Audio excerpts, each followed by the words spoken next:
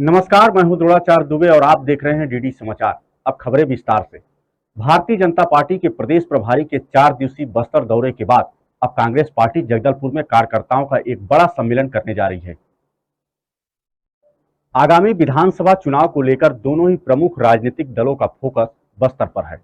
शुक्रवार यानी आज जगदलपुर के धर्मपुरा में स्थित कृष्णा गार्डन में सम्मेलन का आयोजन किया जाएगा, जहां संभाग के 7 जिले से पार्टी के पदाधिकारी और प्रमुख कार्यकर्ता सम्मेलन में हिस्सा लेंगे। कार्यकर्ता सम्मेलन में हिस्सा लेने कांग्रेस पार्टी की प्रदेश प्रभारी कुमारी शैलजा जगदलपुर पहुंची। मां दंतेश्वरी एयरपोर्ट में मंत्री कवासी लखमा, पीसीसी अध्यक्ष मोहन मरकाम, स्थानीय सांसद एवं विधायकों ने बेहद गर्मजोशी से प्रभारी का स्वागत किया। इस मौके पर मीडिया से चर्चा करते हुए कुमारी शैलजा ने भाजपा को झूठ बोलने वाली पार्टी बताया। उन्होंने कहा, पार्टी कार्यकर्ता मेहनत कर फिर से प्रदेश में कांग्रेस की सरकार बनाएंगे। अध्यक्ष देखिए, ऐसा कुछ नहीं होती है। समय पर जहाँ पर जिस चीज़ की ज़रूरत होती है, कांग्रेस पार्टी उस समय फैसला लेकर, क्योंकि हमारा संगठन मजबूत है, हमारे संगठन की मजबूती के आधार पर ही हमने पिछला चुनाव जीता था। इस बार दोनों बातें हैं, हमारी सरकार का कार्य है और हमारे संगठन की मजबूती है। इन दोनों बातों को लेकर और हमारा जो केंद्रीय नेतृत्व है, राहुल जी हैं, सोनिया जी हैं, हमारे अध्यक्ष खाड़गे जी हैं, प्रियंका जी यहाँ पर खुद आए। हमारे नेताओं की बात को देखते हुए, हमारे नेतृत्व को देखते हुए, हम पार्टी में जो मजबूती जो हमने दिखाई है, अभी आपने देखा हाल ही में, चाहे वो हिमाचल था या कर्नाटक था, यही कारण था कि वहाँ पर हमारी सरकार बनी। भारतीय जनता पार्टी ने कोई कमी नहीं छोड़ी वहाँ पर भ्रम फैलाने की, गलत राजनीति करने की, चाहे धर्म के आधार पर की हो, चाहे जाति के आधार पर, लेकिन लोगों ने कांग्रेस पार्टी में विश्वास रखा और इन दोनों राज्यों में कांग्रेस की सरकार बनी। और आज यही कारण है कि चारों ओर पूरे देश में सब जगह यही बात है, लोगों की ज़बान पर है कि यहाँ दोबारा से कांग्रेस पार्टी की सरकार। 30 मई से 5 जून तक पर्यावरण संरक्षण हेतु चलाया जा रहा मिशन लाइफ अभियान अंतर्गत आज सार्वजनिक स्थलों एवं तालाबों की साफ सफाई की गई। मिशन लाइफ अभियान के तहत बारसूर, गीदम सहित जिले के अन्य ग्राम पंचायतों के तालाबों, तालाओं तथा गौठान स्थलों में सफाई अभियान चलाया गया। 2 जून को कृषि विभाग द्वारा मृदा हेल्थ एवं जैविक खेती, कृषि अवशेषों के उपयोग, पशु अपशिष्ट से जैविक खाद के संबंध में जागरूकता कार्यक्रम चलाया जाएगा तथा 3 जून को शिक्षा विभाग द्वारा पर्यावरण संरक्षण के संबंध में ऑनलाइन समर कैंप कार्यक्रम एवं युवा कॉन्क्लेव सेमिनार का आयोजन होगा। अगर आप उत्तर प्रदेश के निवासी हैं और भारी बिजली बिल से परेशान हैं तो यह खबर आपके लिए है। यूपी विद्युत उपभोक्ताओं को बिजली बिलों की पार्ट पेमेंट की सुविधा ऑनलाइन और ऑफलाइन दोनों तरह से देने की छूट मिली है। अब यूपी के बिजली उपभोक्ताओं को पार्ट पेमेंट की सुविधा शहरी और ग्रामीण दोनों क्षेत्रों को मिलेगी। UP PCL chairman M Devraj ने निर्देश जारी किया। उपभोक्ता अब बकाया जमा करके कटा विद्युत कनेक्शन भी जुड़वा सकेंगे। साथ ही उपभोक्ता बाकी भुगतान पार्ट पेमेंट में करके बिल अदा कर सकेंगे। उपभोक्ताओं को आंशिक पेमेंट के लिए किसी से अनुमति की आवश्यकता नहीं पड़ेगी। न्यूनतम ₹100 तक जमा किया जा सकता है।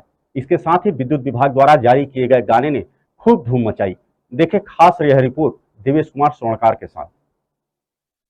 विद्युत वितरण निगम के जो एमडी हैं एन देवराजन, उन्होंने विद्युत उपभोक्ताओं के लिए एक नई व्यवस्था शुरू की है। दरअसल अभी तक क्या होता था कि आपका विद्युत बिल जितने रुपए का है, धनराशि का उतने रुपए आपको एक साथ जमा करने पड़ते थे, लेकिन अब इनको आप सुविधा के अनुसार यानी अपनी सुविधा के अनुसार पार्ट में भी जमा कर सकते हैं। इसके लिए जो व्यवस्थाएं की गई हैं उसके तहत आप जो है किसी भी विद्युत उपकेंद्र पर जाकर वहाँ कैश काउंटर पर रुपये जमा कर सकते हैं पार्ट में, या फिर आप किसी भी सीएससी केंद्र पर, जो सीएससी संचालक केंद्र, वहाँ पर ऑनलाइन और ऑफलाइन दोनों तरीके से आप अपने बिलों को जमा कर सकते हैं। विद्युत बिलों को ज़्यादा से ज़्यादा जमा कराने के लिए जो है विद्युत विभाग ने एक नया गाना भी लॉन्च किया है। हम अपने दर्शकों को वो गाना भी सुनाएंगे, उस गाने को भी सुनिए कि किस तरीके से अब विद्युत उपभोक्ताओं को अपनी ओर आकर्षित करने के लिए और विद्युत बिलों को जमा कराने के लिए विद्युत विभाग ने एक नया गाना भी लॉन्च किया है। साथ ही उन्होंने एक चीज़ और कही है कि जिनके विद्युत कनेक्शन कटे हैं, यानी बकाया राशि के बाद जो कनेक्शन कटे हैं, वो 25% तक एडवांस जमा करके, यानी 25% जमा करने के बाद बाकी के बिल अपने पार्ट में जमा कर सकते हैं। पहले इसके लिए प्रशासनिक अधिकारियों की अनुमति लेने की जरूरत पड़ती थी, लेकिन अब किसी प्रकार की अनुमति लेने की जरूरत नहीं है। आप सीधे सीएससी केंद्र पर या जो है आप कैश काउंटर पर आइए, पहले 25% जमा कीजिए, अपना कनेक्शन चालू कराइए और बाकी का बिल जो है आप पार्ट में जमा करिए। न्यूनतम राशि ₹100 तक रखी गई है, यानी ₹100 तक की राशि आप जमा करके अपने बिल को रेन्यू करा सकते हैं। छत्तीसगढ़ के कवर्धा जिले में बेजुबान जानवरों पर विभिन्न प्रकार के रोग देखने को मिल रहा है। इन रोगों का इलाज भी हो पाना मुश्किल सा है। ऐसे में मवेशी के साथ मवेशी मालिक भी परेशान हैं। लोहारा ब्लॉक के बीरेन नगर निवासी मवेशी मालिक फूलचंद साहू अपने मवेशी की रोग को लेकर अधिक परेशान हैं। मवेशी के पैर में छाल की तरह दिखने वाला घाव हो चुका है। कई जगह इलाज भी करवा चुके हैं किंतु ठीक नहीं हुआ। मवेशी मालिक फूलचंद साहू मीडिया के माध्यम से शासन से गुहार लगाया कि मवेशियों में होने वाले ऐसे रोगों पर प्रशासन कड़ा रुख अख्तियार करे। 2 साल हो गए। इलाज कहाँ कहाँ करवाए हो? इलाज तो 7, 8, 10 डॉक्टर हो गए करत वीरेनगर के डॉक्टर वाली कवर्धा के लोहारा के ठीक ही नहीं हो पाते। ठीक नहीं हो बात ना। डॉक्टर में खुदे परेशान है करत और का चाहत हो शासन से? खैर इलाज देख रेख शासन कुछ ये करा करके कि अच्छा से इलाज अच्छे चाहत से इलाज होगा। नाम सरकार की है ना। मुख्यमंत्री श्री भूपेश बघेल ने जिला कार्यालय परिसर में राष्ट्रपिता महात्मा गांधी की प्रतिमा में पुष्प अर्पित करते हुए नमन किया। राष्ट्रीय रामायण महोत्सव में शामिल होने के पूर्व कलेक्टर कार्यालय परिसर रायगढ़ में राष्ट्रपिता महात्मा गांधी जी की प्रतिमा में पुष्पांजलि अर्पित करते हुए मुख्यमंत्री ने नमन किया। उन्होंने यहां स्थापित छत्तीसगढ़ महतारी की प्रतिमा का अनावरण किया। साथ ही रीपा के कार्यों का अवलोकन कर इससे जुड़े समूहों के कार्यों को सराहा। इस मौके पर रायगढ़ जिले को 465 करोड़ रुपए से अधिक के विकास कार्यों की सौगात दी, जिसमें 258 करोड़ 74,26,000 रुपए की लागत से 59 विकास कार्यों एवं निर्माण कार्यों का भूमि पूजन एवं शिलान्यास तथा 207 करोड़ 4,49,000 रुपए की लागत से निर्मित 53 कार्यों का लोकार्पण शामिल है। छत्तीसगढ़ की राजधानी रायपुर में 4 जून पूर्णिमा को होगा महादेव घाट में मां खारून गंगा की महाआरती। हर माह की पूर्णिमा तिथि को महादेव घाट तट पर मां खारून गंगा की महाआरती आगामी 4 जून को होगी। इसकी तैयारी के लिए बोल बम समिति भवन महादेव घाट में बैठक आयोजित की गई, जिसमें विभिन्न समाज व सामाजिक संस्थाओं के प्रमुख उपस्थित रहे। खारून गंगा महाआरती को और भी भव्य रूप देने के उद्देश्य से करणी सेना छत्तीसगढ़ एवं मां खारून गंगा महाआरती महादेव घाट जन सेवा समिति की ओर से विभिन्न प्रस्ताव रखे गए।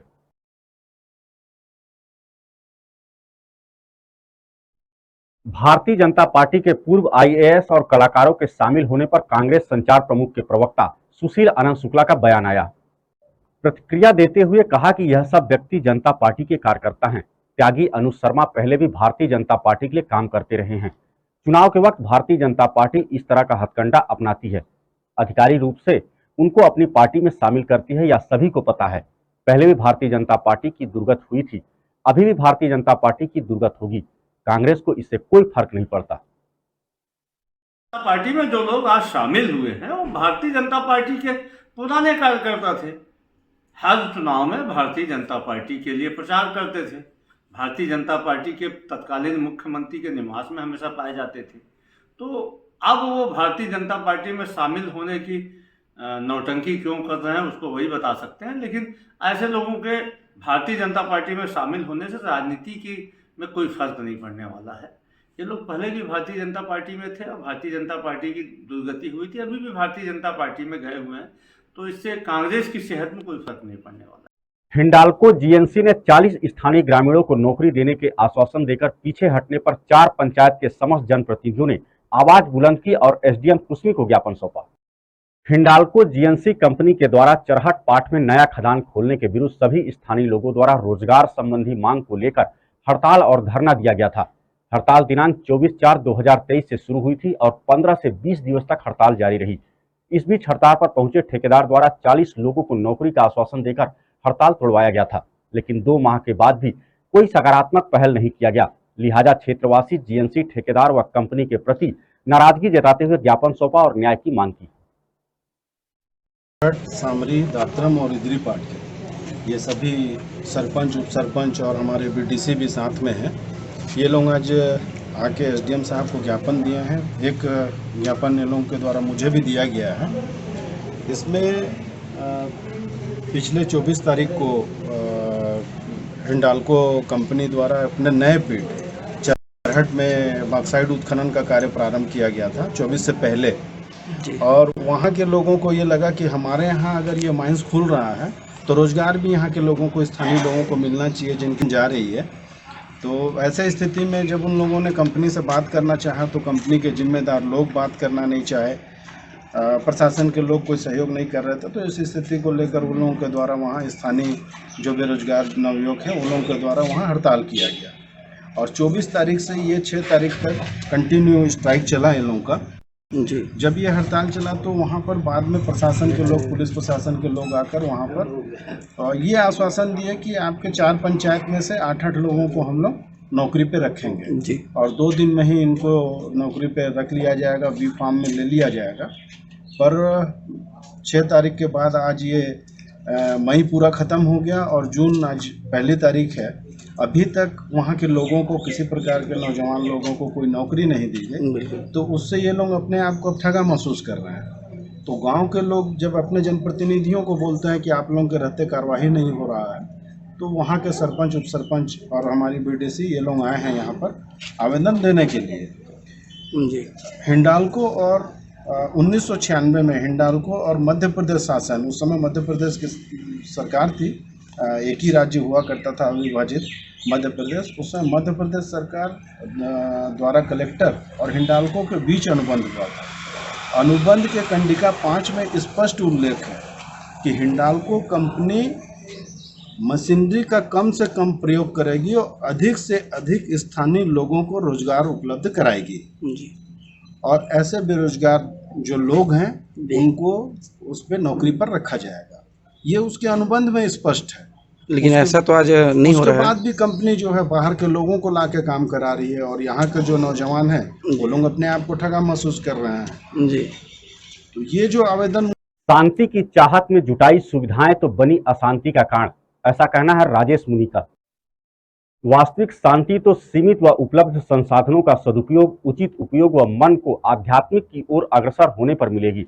यह विचार अखिल भारतीय साधु मार्गी जैन संघ उपाध्याय राजेश मुनि ने शहर के नगरपालिका परिसर में आयोजित धर्म सभा में बुधवार को व्यक्त किए।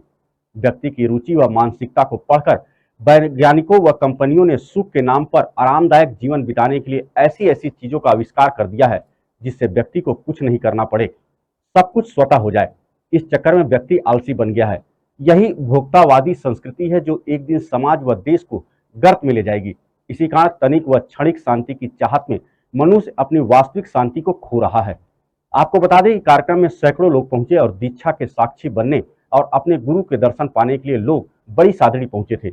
बताया गया कि 500 से अधिक लोग कर्नाटक से पहुंचे हैं और देश के अन्य कई राज्यों व प्रांतों के लोग यहां बसों और ट्रेनों से तथा हवाई मार्ग से भी आ रहे हैं।